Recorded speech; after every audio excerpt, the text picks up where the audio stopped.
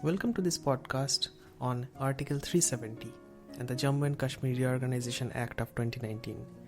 This is an important topic to understand for various All India competitive exams. Let's look at how it all started. Jammu and Kashmir is the only Muslim majority state in a Hindu majority nation. Article 370 was the basis of Jammu and Kashmir's accession to the Indian Union at a time when erstwhile princely states had the choice to join either India or Pakistan after their independence from the British rule in 1947. The article, which came into effect in 1949, exempts Jammu and Kashmir state from the Indian Constitution.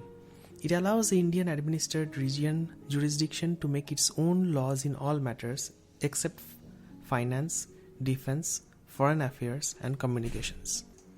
It established a separate constitution and a separate flag and denied property rights in the region to the outsiders.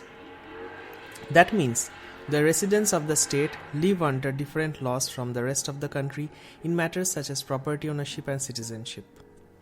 President's rule under Article 356 of the Constitution of India was ended in the state of Jammu and Kashmir on the night of 30th October 2019. Let's see the context. Maharaja Sir Hari Singh from 23rd September 1895 till 26th April 1961 was the last ruling Maharaja of the princely state of Jammu and Kashmir during the British Raj. Prior to the 1947 partition, which established India and Pakistan as separate nations, Jammu and Kashmir was a Muslim majority princely state that was subject to indirect rather than direct rule under the British. This status gave the region's Hindu ruler Maharaja Hari Singh the power to decide whether the state would accede to India or Pakistan in 1947 or become independent. An incursion by Pakistani raiders in October 1947 and a subsequent war between the two countries resulted in Hari Singh seeking India's help, which Jawaharlal Nehru offered on the condition that Kashmir join India. Singh agreed and signed the Treaty of Accession. But Nehru also took two additional steps.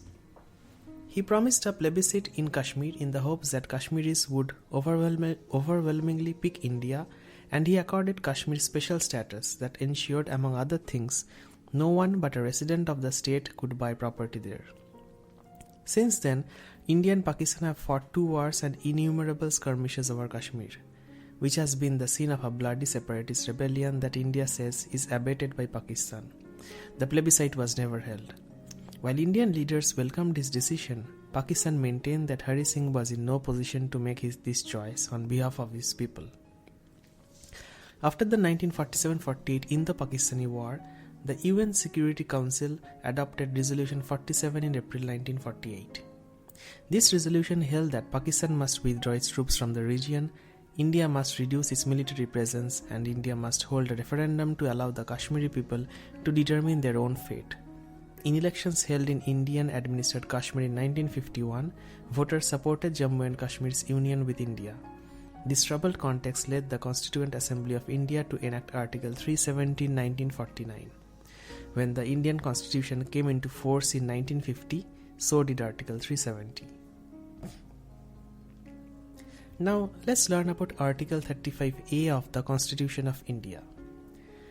Article 35A of the Indian Constitution was an article that empowered the Jammu and Kashmir state's legislature to define permanent residents of the state and provide special rights and privileges to them.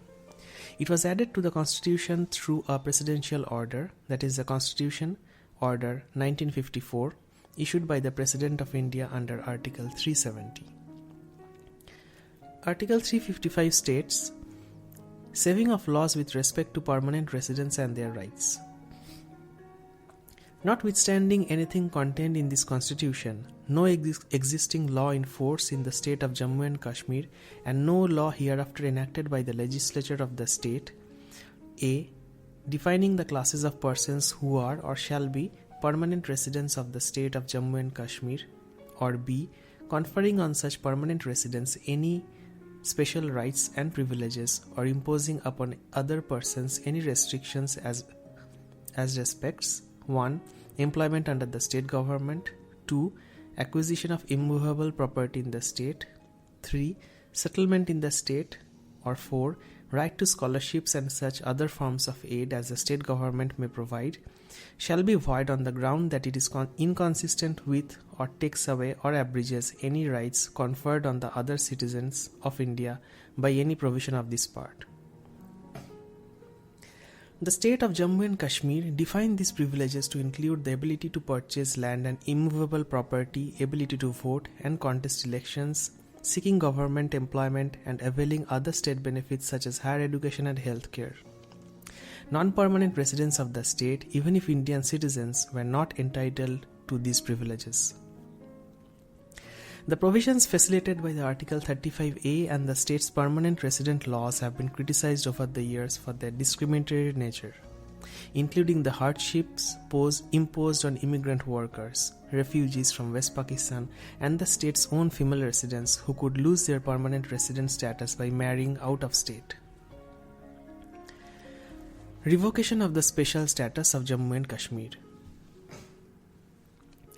On 5th August 2019, the President of India, Ramnath Kovind, issued a new presidential order under the power of Article 370, overriding the prevailing 1954 presidential order and nullifying all the provisions of autonomy granted to the state. Hereby, all the provisions of the Indian Constitution were made to apply to the state without any special provisions. This implied that the state's separate constitution stood inoperative, including the privileges allowed by the Article 35A. The Home Minister introduced a Reorganisation Bill in the Indian Parliament seeking to divide the state into two union territories to be governed by a Lieutenant Governor and a unicameral legislature. The resolution seeking the revocation of the special status under Article 370 and the bill for the state's reorganisation was debated and passed by the Rajya Sabha, India's upper house of parliament, on 5th August 2019.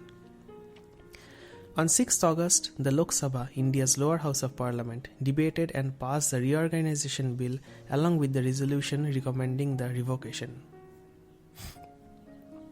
The Home Minister introduced the reorganisation bill in the Indian Parliament, seeking to divide the state into two union territories to be governed by a Lieutenant Governor and the unicameral legislature.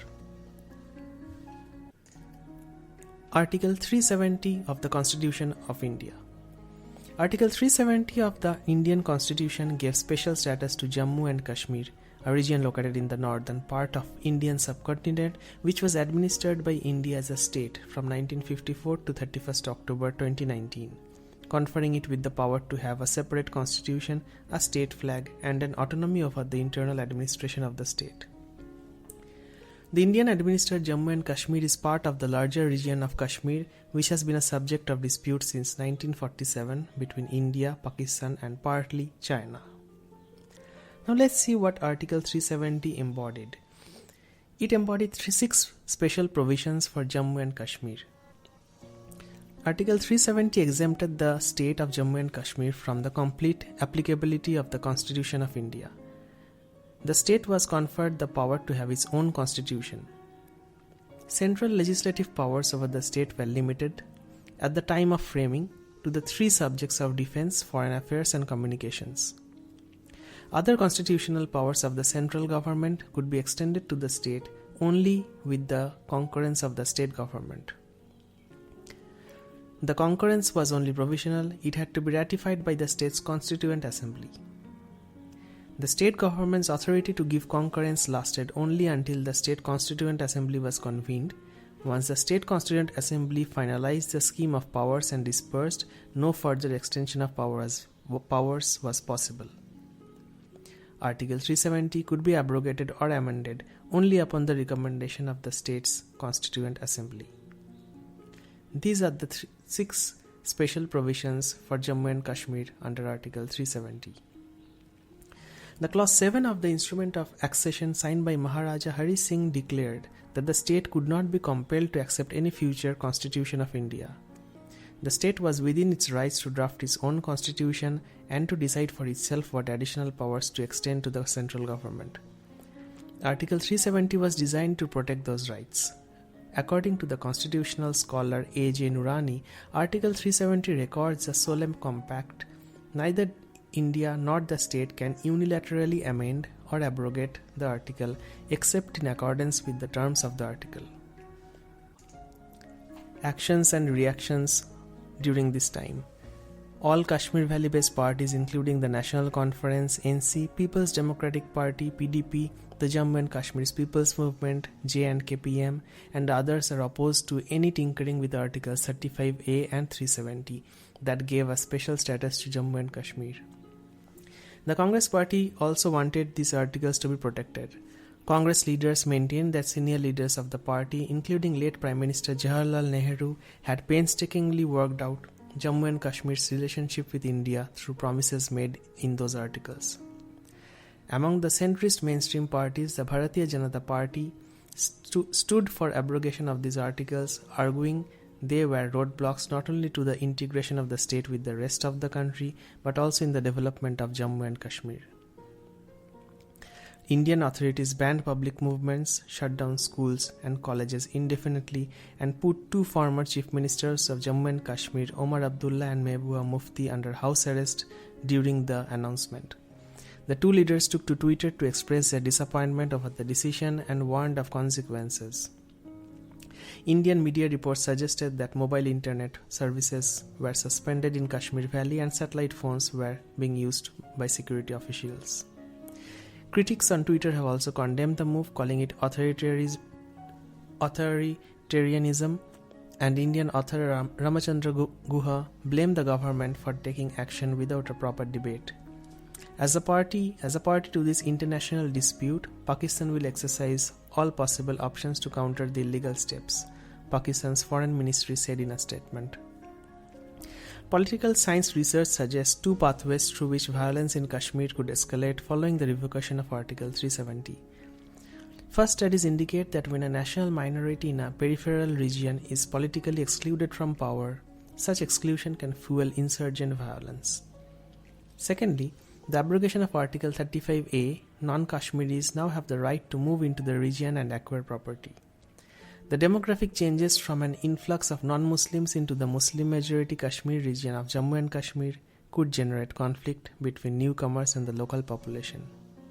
In his August 8th address, Modi promised peace and development for Kashmir and appealed to citizens to invest in the region to boost job growth. We can definitely wait to see a flourishing and prosperous Kashmir now that India has no restrictions in investing there in all ways possible. Thank you very much for listening to this podcast.